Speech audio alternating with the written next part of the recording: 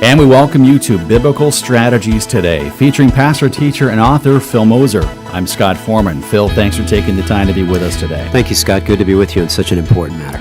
Well, yesterday, Phil, we began a discussion on sexual temptation, and we began to look at what the Bible has to say about this important subject that literally is a problem for almost everyone.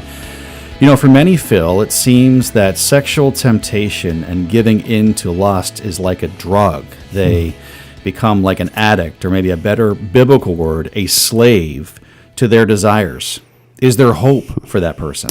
Yeah, that's a great question. And I would always look back to this passage. When I've counseled folks through this, I always come back to 1 Corinthians chapter 10, verse 13, which says, "No temptation has overtaken you, but such as is common to man. And God is faithful, that he will not let you be tempted beyond what you are able, but will with the temptation provide a way of escape, that you may be able to endure it." Now, often we read that passage and we don't think about the verses that are around it, but the verses that are around it actually give us and prepare us for the door of escape. So if you look, for instance, at verse 12, we read this, "Therefore let anyone who thinks he stand take heed lest he fall." So the first point, I think, for someone struggling and feeling that they're enslaved is that they're going to have to walk in greater humility.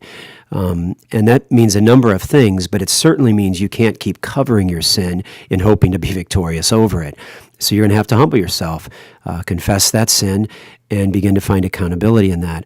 I think that walking in greater humility, actually, though, is more than that. It's also a change in your thought processes, that you don't think you can play fast and easy with these kinds of struggles. You're going to be far more careful where they potentially may be. There's an old poem that kind of went like this, Scott. "Two natures beat within my breast. The one is cursed, the other blessed. The one I love, the one I hate. The one I feed will dominate." And I think it's a great reminder. Romans 6:16 says the same thing. "Do you not know that you're a slave of whatever you choose to obey?" So you can't, in order to walk in greater humility, you've got to say, listen, I've got to be far more careful with this particular temptation if I want to find the door of escape. But the other thing I think that's really important in this passage is verse 14. For after that, verse 13, we read, "Therefore, my beloved, flee from idolatry." We not only need to walk in greater humility, but we need to worship God better. When we have placed sexual gratification over our worship of God, we're idol worshipers. And so one of the things I discovered from David's life in Psalm 32, that's the psalm you may remember that he wrote after he had confessed his sin with Bathsheba. And he says there, "Create in me a clean heart, O God, and renew a loyal spirit within me." I love the word loyal spirit. It communicates a steadfastness. In other words, I want to worship you well, Lord. I want to love you well. So I've kind of worked up a sentence that helps me understand it and explain it to others this way. "Until your desire for the glory of God," that is your worshiper, right, "surpasses your desire for sexual gratification, you will be unable to stand against sexual temptation." So here it is again. "Until your desire for the glory of God surpasses your desire for sexual gratification or pleasure, you will be unable to stand against sexual temptation." And I think 1 Corinthians 6:19 communicates that so well. When in the context of sexual immorality, it says what?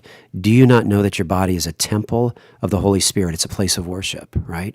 "Who is in you, whom you have from God, and that you are not your own, for you were bought with a price." And here comes the phrase, "Therefore glorify God in your body." Two steps of great hope for the person who feels enslaved. You're going to need to walk in greater humility, and you're going to need to worship God better. Well, tragically for many people, Phil, this story is all too familiar. First, you were only curious, but now for many people, you're shackled by lust and desire. Too ashamed to ask for help, which Phil just talked about the importance of humility. You struggle on in secrecy.